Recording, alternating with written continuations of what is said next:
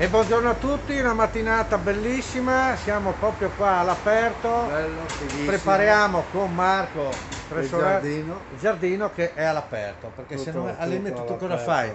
Vuoi più posti? Aria, No, aria. ma se vuoi più posti all'aperto togli il tetto e così hai tanti posti all'aperto. Siamo qua con la maglietta, vedete questa è bella. Io so i Furlan, li trovate la Friulina, gli amici, che le magliette, che adesso che viene bel tempo e che dobbiamo mangiare fuori, avete anche le magliette di nicchia. Ma allora mi è nata, visto che siamo all'esterno, siamo qua, via al Tricesimo, no? Mi è venuta la barzellettina spontanea di questo che praticamente aspettava l'autobus come ogni mattina, aspettava l'autobus, a un certo punto arriva un motorino e gli grida, cornuto! Questo qua, sì. La mattina dopo è sempre lì che aspetta con altre persone, però questo arriva col motorino, quasi si ferma, lo guarda e fa cornutone! Ma c'hai?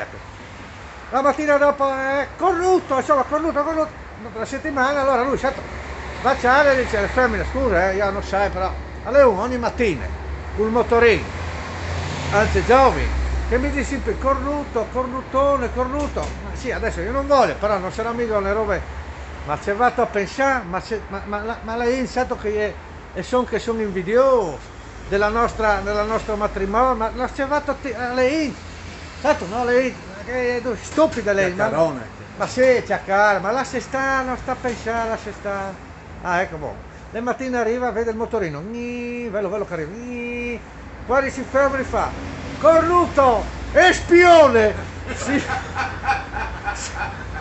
Signor, devo augurare a tutti, poi faremo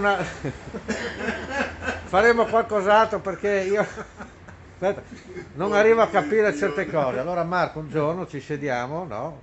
Quando potremo sederci finalmente, perché ricordate che il virus a mezzogiorno è fuori, la sera è già dentro. dentro. Quindi capito, faremo così, tutti dentro.